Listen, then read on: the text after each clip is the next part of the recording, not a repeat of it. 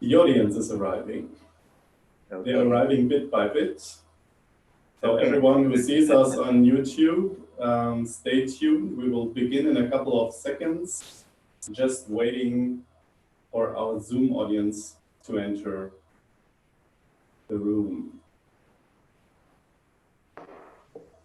So they're coming in. I hope you all have had a good day. I'm happy to see you here. I don't get a gallery picture of everyone, no. Excuse me? I don't get a picture of the gallery of everyone. No. We don't see the journalists, so we have to picture them. Okay. But they can see us. They can see us. All right. It's almost perfect. The system is almost perfect. So I think there are perhaps some more coming in, but we can start. Good evening, ladies and gentlemen. Guten Abend, liebe Kolleginnen und Kollegen. I'm happy to welcome you to this year's press conference with the laureate of the Peace Prize of the German book trade. Welcome to all journalists that are here with us on Zoom, and welcome to all our audience on YouTube.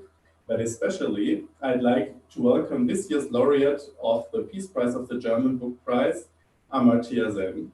We are very happy to have you here with us tonight. Hello, Amartya. How are you? I'm okay, given the state of the world, as good as one can be. That's good to hear. So I'd also like to welcome Karin Schmidt-Friderichs. She's the chairwoman of Börsenverein, the German Publishers and Booksellers Association, and also the chairwoman of the board of trustees of the Peace Prize, so the committee who chose Amartya Sen as this year's laureate. Welcome. Thank you. Thank you very much. And my name is Thomas Koch. I'm the head of press of Börsenverein. So this is a very special year. Normally we meet for this press conference at the fair in Frankfurt, and not in the evening, but in the morning. But COVID-19 has turned everything upside down, including the Peace Prize. It's a very great pity that Amartya Sen cannot be here with us this year in person to receive the Peace Prize on Sunday and also to answer your questions today. But still, we are very happy that he could make it possible to be here today on Zoom and to answer your question virtually. This press conference will be held mostly in English, so I would be glad if you posted your questions in English. Karin Schmidt-Friderichs will answer in German, but I will translate her answers into English subsequently. So how can you how can you ask questions? As journalists here on Zoom, please post your questions in the F&A section here. So you find it down here in the Zoom interface, F&A. And you can type your questions there. Please add your name and also the medium you're working for. And as I said, if possible in English, if it's too complicated, just post your question in German so we will translate it. And you are free to start asking your questions right now. But I'd like to start with a few questions myself. Amartya Sen, I would be curious, how did you receive the message that you were awarded the Peace Prize, and what was your first reaction when you heard it? What was the first reaction? Yes. Well, my reaction was, of course, being pleased. I knew of the prize, and I know that it is. It may not be an honor I deserve. On the other hand, it was very nice to get it and to have the opportunity of interacting with the German book people of publishers as well as book traders and so on. So it was, I had to ask myself whether I can entertain some thought about the need for peace in the world today, since it's not quite literature, but it's peace. and how does that fees relate to books and so on. So I spent a little time thinking about how philosophers like, say, Immanuel Kant might have talked about books and fees and literature and about arguing with each other. So my thoughts went in that direction. And I know that you really tried hard to come to us to Frankfurt. And then it got clear that it would be possible. How difficult was it the decision for you not to come to Frankfurt? Well, I have been to Frankfurt in a book fair before, an earlier occasion. I think only once, but it was a very enjoyable occasion. And I spent about 5 or 6 days there, really thoroughly enjoyed meeting people, having lunch and dinner with them, and also listen to what people were saying. I had a book coming out then at that time. I think it might have been, I'm not sure whether it's my book, Idea of Justice, or whether it was Identity and Violence. One of these two was coming out at that time. And so some people asked me questions about that, so I enjoyed that. But I knew that I'm going to miss very much not being able to be present in the Frankfurt book fair. As it turned out that the book fair itself would be quite limited given the nature of the medical challenges that the world faces today. It's sad, but there's nothing much we could have done about it. Yeah, that's true. Thank you. So I have a question for Mrs. Schmidt-Friderichs. You and the Board of Trustees elected Amartya Sen as the laureate of this year's Peace Prize. What were the main reasons? Was waren die Gründe dafür? Ja, erstmal herzlich willkommen und danke fürs Interesse. Thank you for being interested in the Peace Prize. Wir haben zu Beginn der Juryarbeit natürlich überlegt, ist dieses besondere Jahr, ist Corona auch ein Kriterium für die Wahl des oder der Friedenspreisträgerin? You want to translate step by step? Yeah, we can do that. So at the beginning of the selection process, the Board of Trustees, they asked themselves, should Corona be like a selection criterion in this special year? Und dann waren wir uns aber sehr, sehr schnell und absolut einig, dass der Friedenspreis in seiner 70-jährigen Geschichte einfach über zu dem Zeitpunkt auch noch überschaubar scheinenden Events steht und haben beschlossen, nein, das sind die klassischen Kriterien, das muss eine Person sein, deren Werk uns literarisch in seinem politischen Impetus und in seinem Aktivwerden für den Frieden in der Welt überzeugt. So they quickly decided that no, it shouldn't be a criterion. They were looking for someone who was convincing through his work. So in a political aspect, in a like literary aspect, and as it has been every year before. Und nachdem dann Amartya Sen feststand und ich begann, mich auf die Laudatio für Sonntag vorzubereiten, ging es mir so, dass ich merkte, nichtsdestotrotz hatten wir den idealen Preisträger genau für das Corona-Jahr gefunden, denn sein Werk kann als eine Gebrauchsanweisung zum Aufbau einer besseren Welt nach Corona verstanden werden. So, but in retrospective, when she was preparing her speech for Sunday, she realized that, well, Amartya Sen is the ideal candidate because you can read his work like an instruction manual for building a better world after Corona. Thank you very much. Er ist I'm really impressed by your thoughts and so grateful to having nearly met you virtually.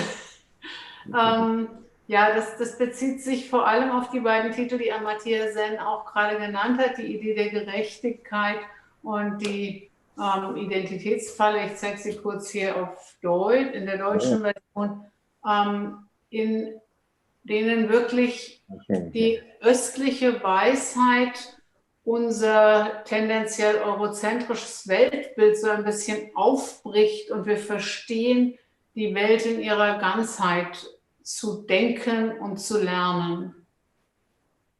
So these two books that she showed us, and actually all of your work for us in Europe is very important because it breaks a little bit our Eurocentric view and shows us that we have to have a more whole perspective on the world. Thank you so much. Das ist so im Wesentlichen. Ich könnte jetzt 2 Stunden loben.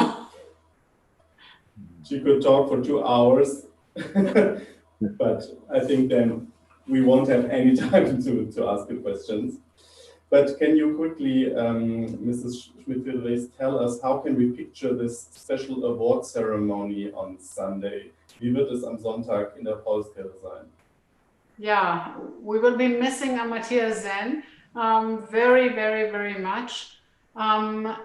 Die gute Nachricht vielleicht zuerst, der Bundespräsident der Bundesrepublik Deutschland, Herr Steinmeier, wird mit seiner Frau kommen, trotz Corona. Aber ansonsten werden die Stühle, und wir werden in der Paulskirche sein, an diesem historischen Ort, aber leider werden die Stühle fast alle leer sein. So the good news is that the federal president of Germany, Frank-Walter Steinmeier, will be there with his wife, and he will give his laudatory speech in person in the Paulskirche, and we will be at this historic place, the Paulskirche. Very honored by this. Yeah, you will be missed very, very much. Amartya Sen, I'm very sad about that. Amartya Sen wird uns zugeschaltet sein. Er steht dafür irrsinnig früh auf, wofür ich sehr dankbar bin. Und wir werden uns ähnlich wie jetzt dann auf so einer virtuellen Ebene hoffentlich trotzdem nah und feierlich sein. So Amartya Sen will join us by video, and he has to get up extremely early, so he has our whole sympathy for that. And we will be connected on a virtual level, and it will be in this level. It will be like very festive. We are convinced. I'm including myself. I can mention a secret. I work only at night, really. Almost anything I've written, including the book that Karin kindly showed, they were written all at night. Normally, my going to bed at 4 o'clock. That's when I sleep. Instead, I'll be getting up at 4 o'clock, moving in a new day. It's quite a challenge, but I'm looking forward to it. Thank you very much. Ja, also es wird ikonografische Bilder geben von dieser leeren Paulskirche und ich bin einfach nur dankbar, dass wir die Paulskirche trotz allem haben dürfen. Die Alternative wäre ein Fernsehstudio gewesen und das hätte ich sehr, sehr schade gefunden. Und lassen Sie mich so sagen, wir werden das Beste daraus machen für dieses Jahr. So it will be like an iconographic picture, the empty Church of St. Paul's, the empty chairs, but we're very thankful to be in that place because the alternative would have been a TV studio, and that it would have really been a pity. So we're making the best out of it. Thank you. So thank you, Mrs. Schmidt-Friderichs. So now it's time for your questions, the journalists here on Zoom, and I already got a first question. It's from Katja Gasser. She's a journalist from the Austrian TV station, and she asks, the gap between rich and poor, will it widen through Corona? And if yes, what shall we do about it? What shall we do about what? Sorry, I'm not sure I fully understood it. Yeah. So, yeah, so Corona probably will widen the gap between rich and poor. Yes. So, Yeah. do you agree? And what should we do about it? Yeah, I partly agree. It can have this effect because the poor are very often suffering much more from the pandemic than are the rich. And it could easily make the gap between the poor and the rich wider, as the kind journalist who kindly asked the question was mentioning. But it also depends a bit on how the state handles the pandemic, because in the process of handling the pandemic, there are approaches to equity that may emerge, and that sometimes happens in a time of crisis. I can give an example, not connected with a pandemic or an illness, but with war. During the Second World War, Britain had a problem with food because it was difficult to get food ships into Britain because of the war going on at that time. And therefore, it looked as if they will not be able to have that much food for people. And they introduced rationing and control. So food was being sold at a lower price than usual, much lower, and everyone was guaranteed a certain amount of food. So in that period, in the 1940s, when Britain had the smallest amount of food per capita, it also so happened that undernourishment went down. In fact, severe undernourishment entirely disappeared. And so this happened because of the reaction to the lower food total that Britain was having. And while in a normal decade, the life expectancy at birth goes up by 1 or 2 years, in the decade of the war, in the 1940s, life expectancy in Britain went up by as much as 7 years. That's because this is a kind of dialectical reasoning, very Hegelian, as it were, namely that the fact that they had to do something because of the lower total of food in the country meant that they followed a procedure which also ended up guaranteeing food to some people who have never had a full stomach food before in the past. So it would depend. I mean, I think the questioner is quite right that the normal tendency will be to exacerbate the gap between the rich and the poor. But depending on how the pandemic is handled, and if there is a great deal of equity that is consciously introduced into the public policy, then it is possible that it could also reduce inequality in a way that may be beneficial.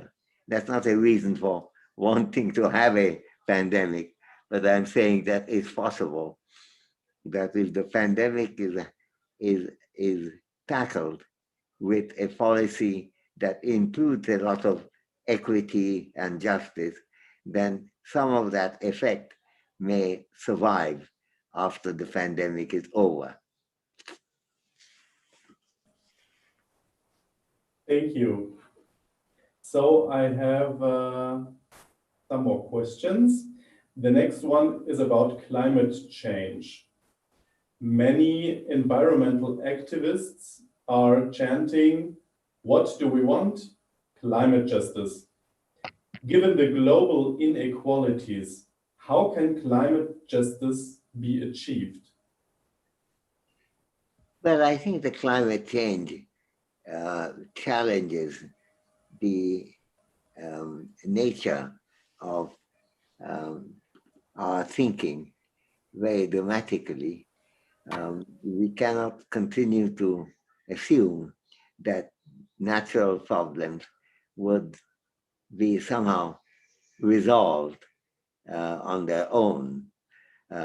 We have to do something about it, including public policy to cut down emissions, to reduce those effluents that make the uh, environment, um, that damages the environment.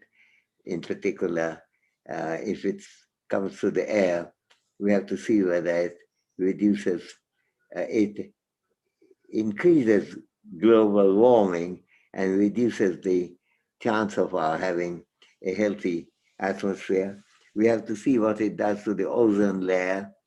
So I think the challenge of environmental um, uh, disaster that we face, it on one side are very difficult questions for us to face and makes life much more complicated. On the other hand, it also challenges our ingenuity and our ability to live with each other, thinking of each other, and not trying to do what is good for ourselves, but may not be good for others. And if that's the case, then we have to um, exercise our mind in a more profound way to see how human beings can live well with each other, and also how the non-human species, animal species, survive best. These are questions that we have inevitably have to face, and even though we may not often think about how our lives relate to those of others, other human beings, and to some extent other animals, we have to do it in the context of the environmental challenge. And that has a positive feature too, because we ought to really spend some time thinking about others and not just about ourselves.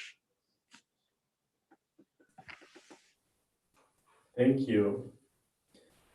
Another question from a journalist of the Catholic News Agency in Germany. Mr. Sen, when you formulated your theory of a just economy, there was no pandemic. Did you ever think about factors like the pandemic? And would you have formulated your theory differently if you had known about it? You see, it's interesting that pandemic in that form, and particularly in the form in which COVID-19 has taken, is new in the world. But it is not new in the world that when there is a famine, the diseases that are generated in one part of the world can travel to other parts. When I was, for example, studying the famines in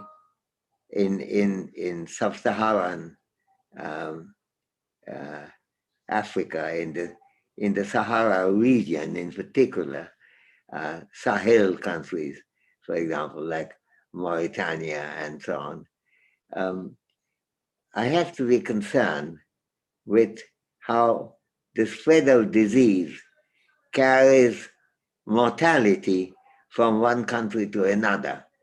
It isn't as big an affair as the pandemic we are currently having, but there was a spread of illnesses, and there have been spread of classical illnesses like cholera, like malaria, from one country to another.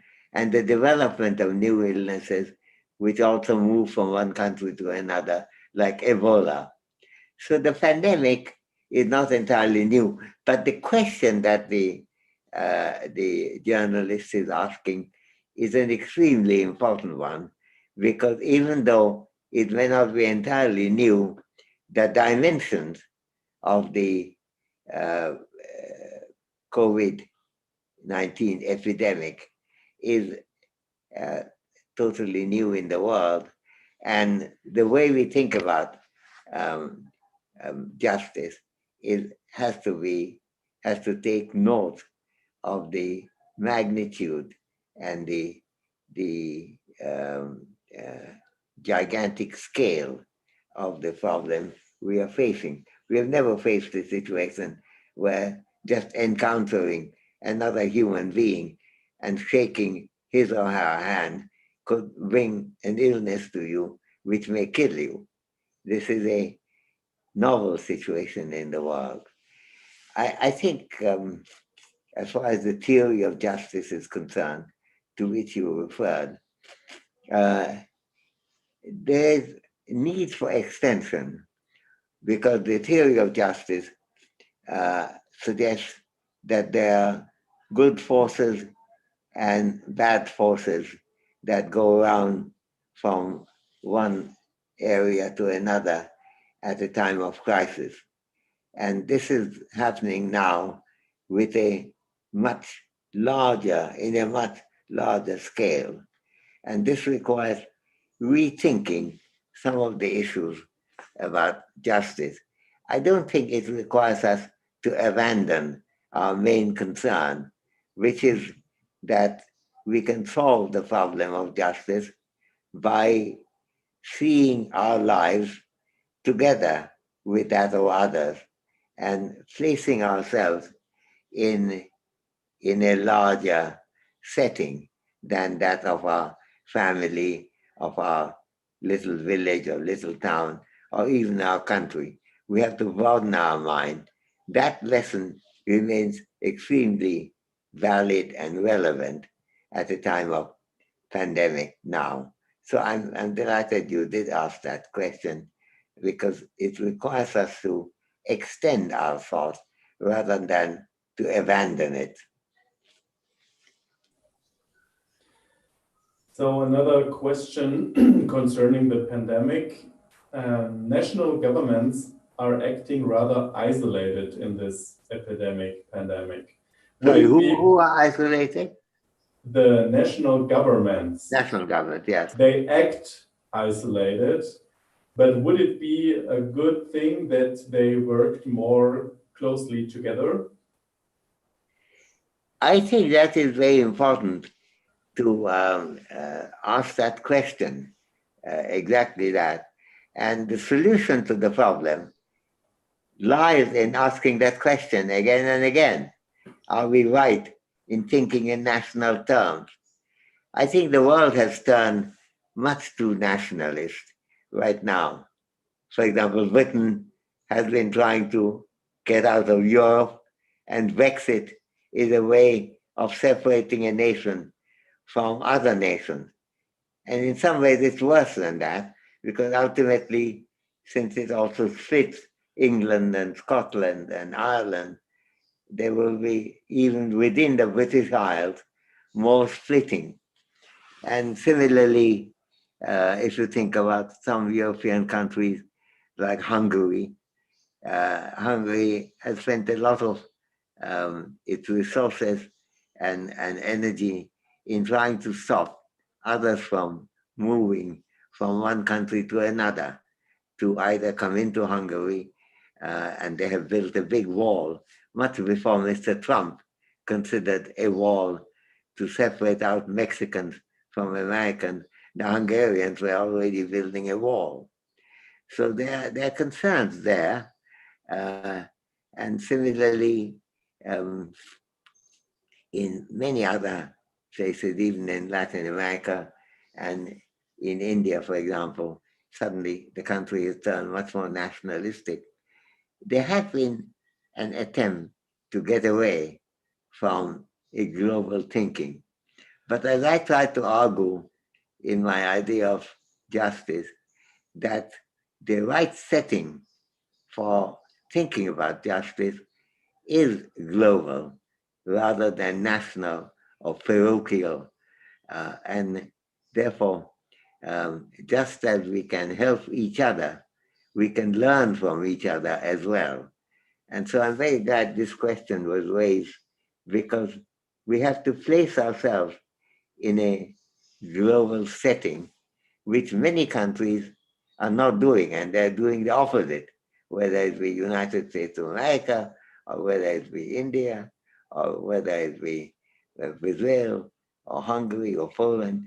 You see often that kind of separation. Even in Italy, often the divisions have been not about how to deal with the problem uh, in collaboration with others, but how to keep foreigners out of the country. Now, I can understand sometimes when the inflow of foreigners is very large, you ought to have a policy about it. But it's not the same thing as blaming all the problems of foreign on foreigners. And there, I must say, Germany has shown a very good example, particularly under the leadership of Angela Merkel. It had seen itself as a part of the world and asked the question, what can Germany do in trying to help other countries? I know there are differences of opinion within Germany, but a part of the leadership, a very big visionary part of the leadership, has thought international. And I think there is an enormous benefit for the world in following the kind of thinking that Angela Merkel has presented to the world. Thank you. Adding to this question, what could be a tool to work more closely together with different countries? Could that be an institution? Do we need a multi-international institution to work more closely together? I think the international institutions have a very big role to play here, and that includes the United Nations. Obviously, it also includes the WHO. And I was very distressed to see that in the United States, where I live now, though I'm an Indian citizen, but I'm resident of America, that there was a very strong attempt to excite people against the WHO. I think the WHO was doing its best. The policies could be improved in one way or another. And when that is the case, we should suggest new policy measures. But being anti-WHO would have been a very wrong policy. Being anti-UN, United Nations in general, of which WHO is a part, would have been a very bad policy. Similarly, I see the IMF is also playing a part in trying to see how the nations could be made to work with each other. One of my close friends, who used to be my next door neighbor in Harvard, she was also a professor there, Geeta Gopinath. Geeta Gopinath is now the main chief economist of the IMF, and she had emphasized in a speech, I think only yesterday or day before, how countries can work with each other and make life much easier. So I think you're absolutely right to ask the question, what is the role of the international institutions? And they do have a very big role to play in the world in which we live today. So let's go to the US, the country where you're currently living in. How do you evaluate the current election campaign in the US? And what would another term of office of Donald Trump mean for American society, but also for the international role of America? There is a problem here. I have to mention, Americans have a law saying that any non-American trying to influence the election is violating American law. So one has to be very careful that I don't end up being accused of violating American law. But of course, I do have personal views, and my personal view is that the leadership that Mr. Trump has provided has had a number of limitations, and I think we will get a better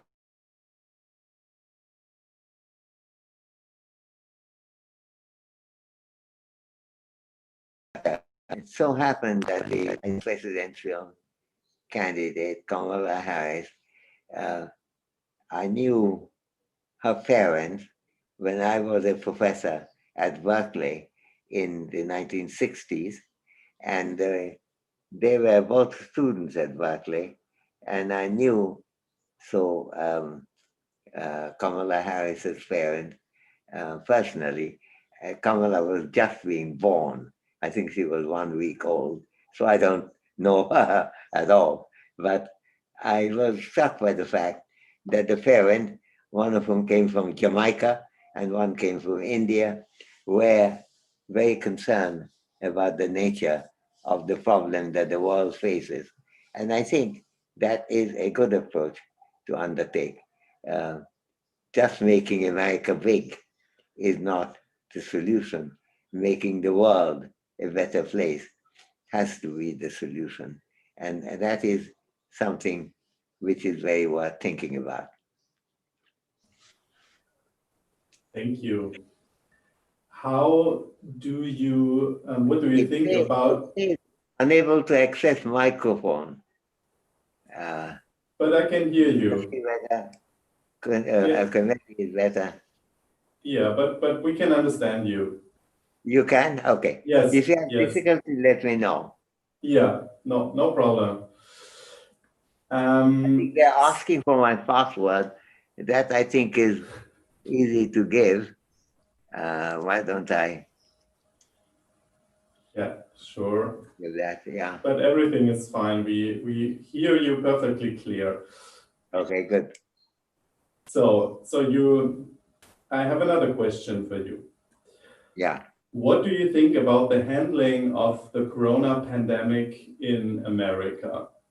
So another political question. Yeah, I think this is a subject on which different people will have different views, and I'm very aware that I am not a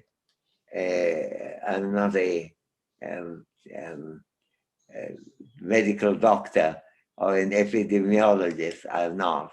On the other hand, is it the case that I think there could have been a better way of handling the coronavirus crisis? I think there was a need for much greater testing and contact tracing than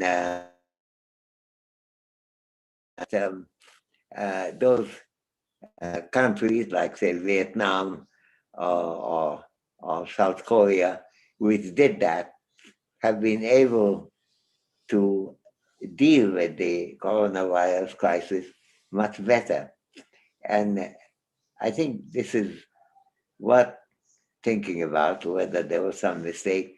But no mistake is worth thinking about in terms of how we can revise the past. The past is there, we cannot revise it. But the question is, what can we learn from the past about the future? And I think that what we learn is that there is a much greater need for much more extensive testing and that has increased in America, but it can increase even more. And then tracing of contact. And that way we could have avoided the second attack of the pandemic that we are seeing in America, in France, in Britain, and to some extent even in Germany. So we have to make better use of testing and contact tracing and do the things that some countries in the world, like for example Vietnam, has been able to do. Thank you. One more question. Do you already have an idea how to use the prize money? So it's 25,000 euros. Do you have any concrete project in mind to use it? When I got the Nobel, I started 3 foundations. One was in India and one in Bangladesh. They're called Fatih Trust, and they work on elementary health care and elementary education, and also inequality of girls, how to make the lives of girls better. And I also, I had also started around that time a trust in England, where my late wife, who died early of cancer, Eva Coloni, she was from Italy, very involved in European movement. In fact, her father, Altiero Spinelli, was one of the founders of the European movement. And she was teaching at that time in what was called London Guildhall University, now I think called London Metropolitan University. So I started a trust there where the money is used in order to help poor students studying in these universities. So these are all charities, and all the prizes I get go to one charity or another. So I think this was also, unfortunately in America, I'll have to pay tax on it, because unlike in Europe, prizes are taxable. I had to pay tax on my Nobel Prize as well. But what I get in net after paying taxes in America, I will, I think, give to the one of either the Indian Trust, the Bangladesh Trust, or the Trust in London. And I'm not rich at all. On the other hand, I can't say that I need money more than the poor people that I try to help in Bangladesh or India, or among the poor in London. And I think they deserve it more. And so I think the money will go to them. Thank you. Haben Sie weitere Fragen? Do you have any questions for the journalists? I think we have still time for 1 or 2 questions. So in the meantime, Mr. Sen, can you tell us what are your next plans?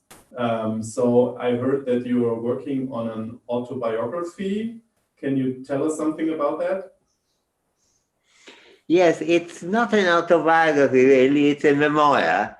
It's not so much about events, but it's about ideas. And, and it deals only with the first 3 decades of my life until the age of 30.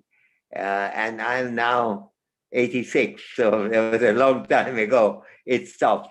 But I had a lot of experience.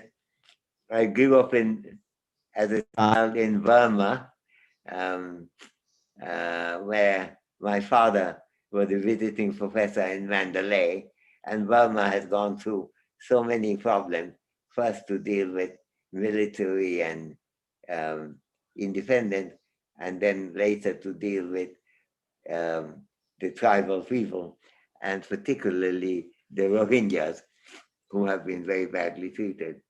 So I have that. Then I grew up in India when suddenly there was Hindu-Muslim riots. There were none before. Suddenly they came from nowhere. I experienced some famine.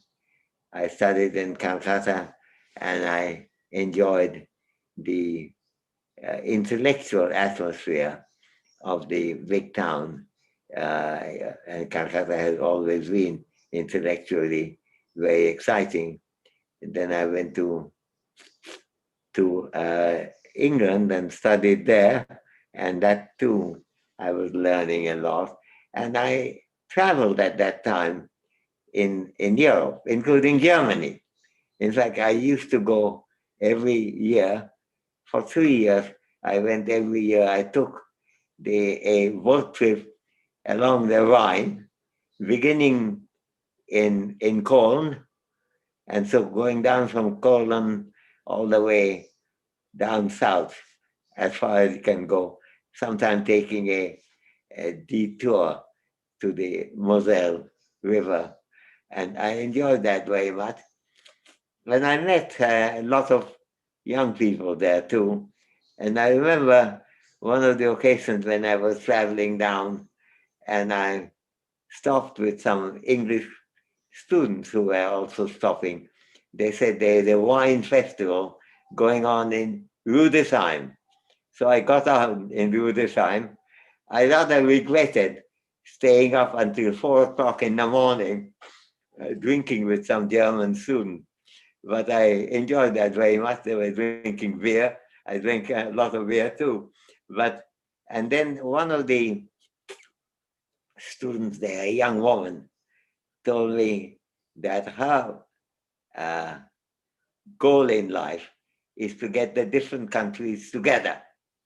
And so she explained to me how she will get countries in Africa and India and Asia and in Europe together.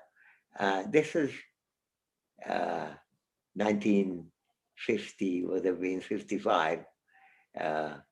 And so it was quite early days of European movement, hadn't become strong at all.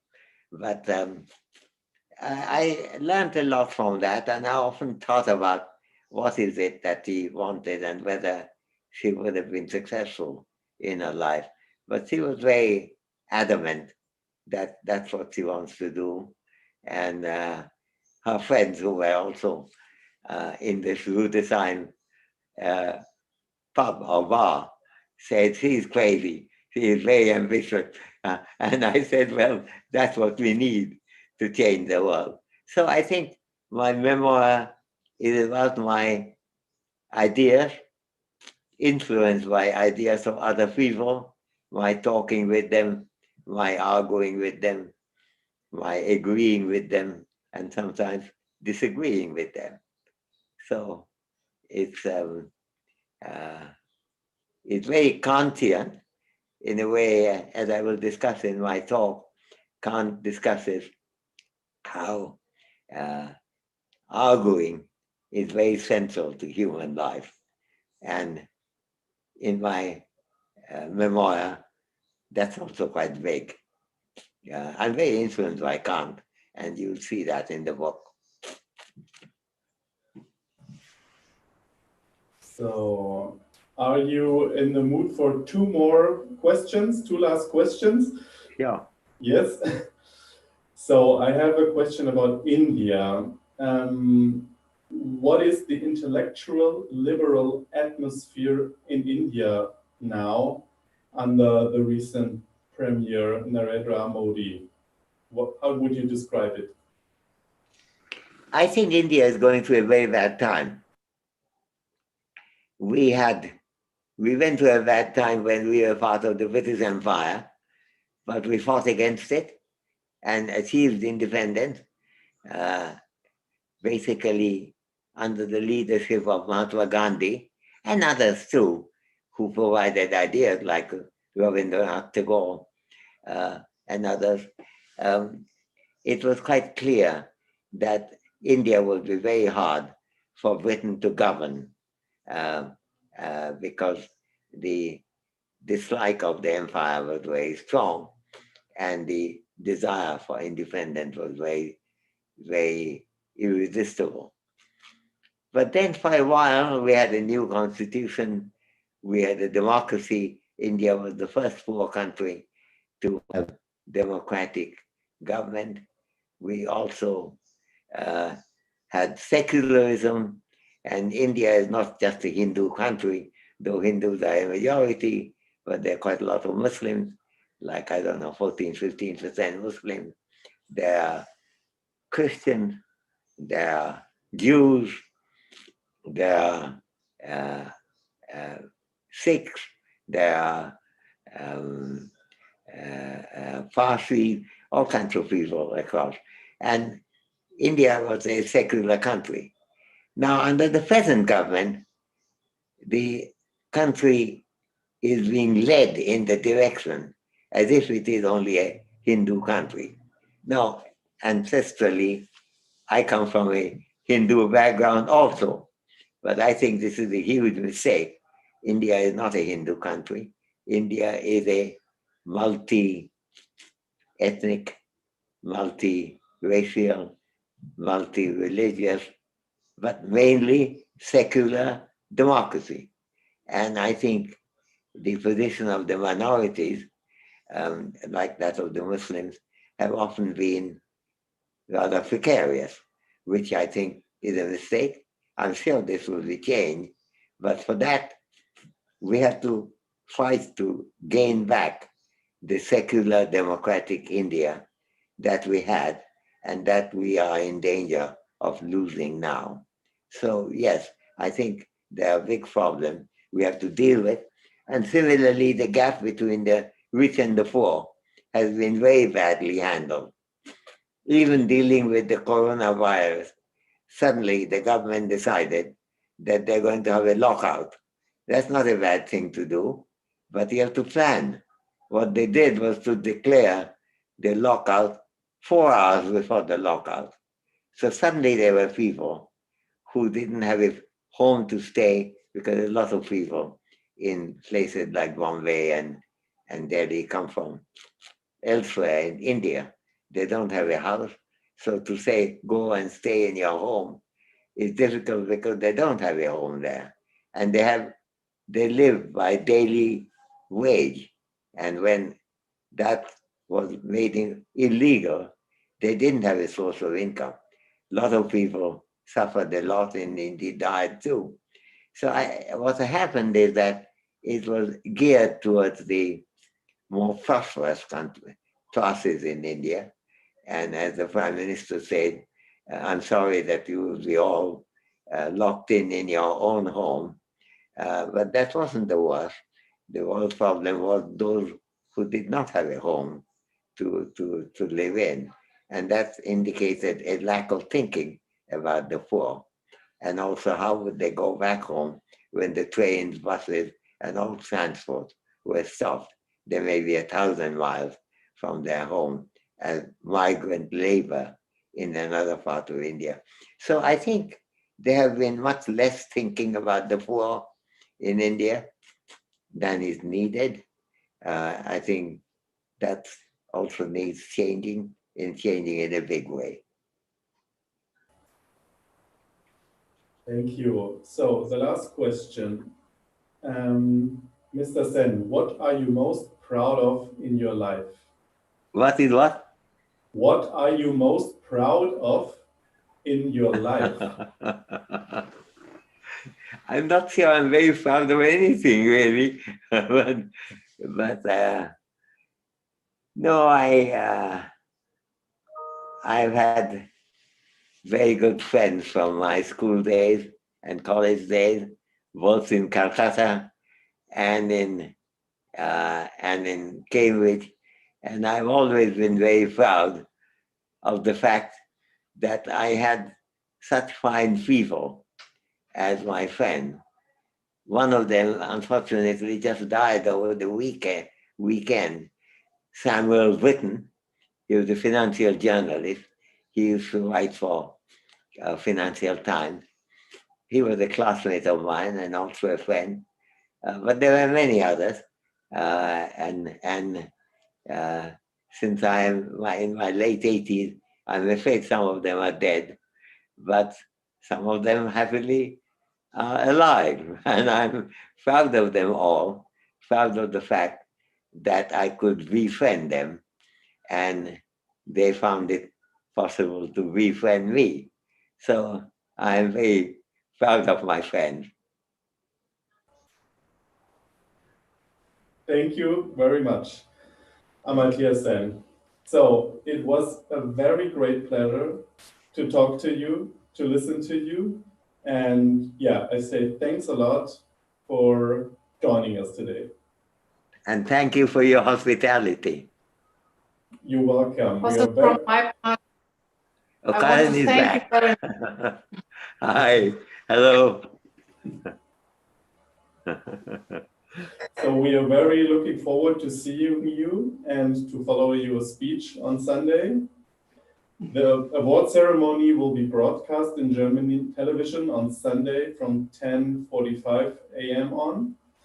And yeah, there's a lot, also new releases of books from Amartya Sen. For example, tomorrow will be published a new book at the Beck Publishing House. I haven't seen it. That's what it looks like. Yeah, that's the. Thank I you. got it just today. And a lot of other books. So thank you, Amartya Sen. Thank you, Karin Schmidt-Friderichs, to being with us tonight. We always will see each other on Sunday. Thanks to you, dear journalists and viewers, that you took your time. Thanks for your questions. So I'm wishing you all a nice evening. Goodbye. Thank you very much. Goodbye to Frankfurt. Thank you. See you Sunday. Thank you. Bye, Karin. See you. Bye-bye. Bye. Thank you. Thank you. Bye. Bye.